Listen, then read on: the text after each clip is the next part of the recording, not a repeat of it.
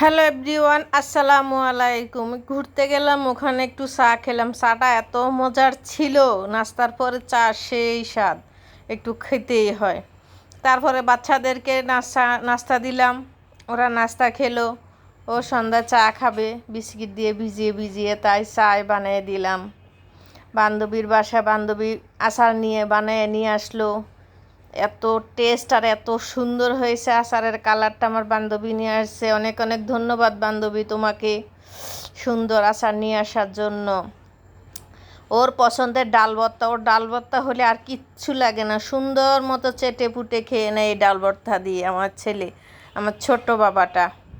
তারপরে বান্ধবী মুড়ি মাখালো, ডাল চানাচুর মুড়ি দিয়ে মুড়ি মাখানোটা এত স্বাদ হয়েছে, একদম জমে গেছে। মুড়ি মাখানো খেলাম, খেয়ে দিয়ে আবার একটু আড়ংয়ে গেলাম। আড়ংয়ে মাটির জিনিস আমার খুব ভালো লাগে দেখতে। মাটির জিনিসগুলা দেখতাম, একটা একটা করে গ্লাস, বাটি, প্লেট, অনেক রকমের অনেক কিছু আছে, এই যে প্লেটগুলো। তারপর বাবু একটু ঘুরতে নিয়ে গেলাম বাবুকে জাদুঘরের ওখানে। এইটা করলাম। এইখানে অনেক সুন্দর জাহাজ আছে, জাহাজের সামনে পানি, দেখতে খুব ভালো লাগে ভিউ দেখতে দেখতে অনেকক্ষণ দেখলাম। ওর খুব পছন্দ হলো জায়গাটা, তাই বসে বসে দাঁড়ায় অনেকক্ষণ দেখলো। দেখে শেষ করে আসার পথে পাশের একটু ভিউ নিলাম, একদম নিরিবিলি সমুদ্র, ঠান্ডা, গরম পড়তেছে সেই তীব্র। বারান্দায় ফুলের গাছ রুইলাম, এই যে ফুলগুলা কি সুন্দর করে ধরছে। এটা হচ্ছে নয়নতারা ফুল। নয়নতারা ফুল দেখতে খুব ভালো লাগে। বারান্দায় অনেকগুলা টব রাখলাম, টবগুলা খুব সুন্দর করে হয়েছে। এই যে ছোট ছোট ছোট ছোট টবগুলা, বারান্দায় গাছ থাকলে আমার খুব ভালো লাগে। এলোভেরা গাছ। আইসা আবার রান্না করলাম, ওদের জন্য একটু মুরগি রান্না করলাম। ওদের মাংস ছাড়া আবার হয় না, মাংস তাদের অনেক পছন্দ। দুইজনে দুইভাবে খাওয়াই, যে দুইভাবেই করলাম রান্নাটা। রান্না টান্না শেষ, রান্না কষায়ে মুরগিটারে সুন্দর মতো আলু দিয়ে ভালোভাবে কষানোর পরে একটু পানি দিছি, ঝোল দেওয়ার পরে মাংসটা হয়ে গেল। মাংস রান্না শেষ করে তারপরে ওদের জন্য অন্য কাজে চলে গেলাম। মাংসটা অনেক সুন্দর হয়েছে, ওদের আবার এই দেশি মুরগিটা বেশি পছন্দ। তারপর রান্না শেষ করে একটু নিচে গেছিলাম একটু কাজে। যাওয়ার পথে যে ফুল গাছগুলো দেখে খুব ভালো লাগলো, অনেক সুন্দর সুন্দর ফুল গাছ পাশে, বেড়ার পাশে। ওখানে আবার ইয়েতে দাঁড়ায়, বিমানবন্দর দাঁড়ায়, বিমান দাঁড়ায়, সেই জন্য দেখে জায়গাটা অনেক সুন্দর লাগলো। ভুড়ি রান্না করছিলাম সকালে নাস্তার জন্য।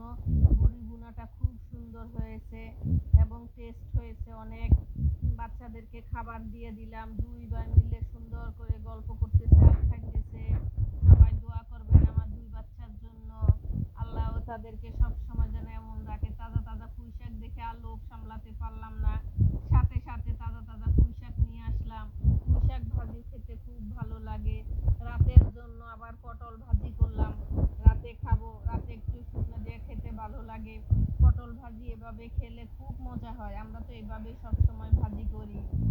নিয়ে আসলো কাঁঠালটা ভাঙলাম, কাঁঠালটা এত টেস্ট ছিল। বছরের প্রথম ফল কাঁঠাল, বছরের প্রথম ফল খেলাম কাঁঠালটা খুব মজা হয়েছে।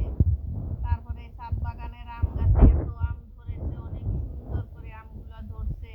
এখন একটু বড় বড় হয়েছে আমগুলা সাইজে। এই সাইডের আমগুলা বেশি বড় হয়েছে। তারপরে এদিকে বের হয়েছিলাম, তারপরে বিকাল বেলা, শুভ বিকাল। সবাই কেমন আছেন? এসে আবার রান্না বান্নার আয়োজন শুরু করলাম রাতের জন্য। একটু রান্না করে রাখি, সকালে রুটি খাবে সেজন্য। এটা দিয়ে রুটি অথবা পরোটা দেয়া, দুইটা দিয়ে খেতে খুবই ভালো লাগে। আর অনেক লোভনীয় এই ভাজাটা। ভুড়ি ভাজা আমার মতো কার কার এত পছন্দ জানাবেন। খুব সুন্দর করে কষিয়ে এভাবে ভুড়ি ভুনাটা করলে খুব টেস্ট হয়, অসম্ভব মজা ভুড়ি ভুনাটা। তাই শুকনো শুকনো করে একটু ভুড়ি ভুনা করে নিলাম। এখন তো কষাইতেছি, কষানোর পরে যাই করবো, শুকনো শুকনো করবো। আর আমরা যখন ভুড়ি রান্না করি 2-3 বার জাল হওয়ার পরে ভুড়িটা খেলে বেশি ভালো লাগে আমার কাছে মনে হয়। আমরা তো এভাবেই খাই, আপনারা কিভাবে খান কমেন্টে জানাবেন। আমরা এভাবে কষাতে কষাতে তারপর ঝোল দেই, ঝোল দিয়ে 2 দিন 3 দিন জাল দেই, জাল দেওয়ার পরে জালটা যখন ভালো করে আসে তখন আমরা এটা আস্তে আস্তে আস্তে আস্তে পরোটা অথবা রুটি, তারপর ভাত, গরম গরম ভাত খাই, যে যেভাবে খেতে পছন্দ করে ওভাবেই খাই। তারপরে খাওয়া দাওয়া শেষ করে এটা এদিকে হচ্ছে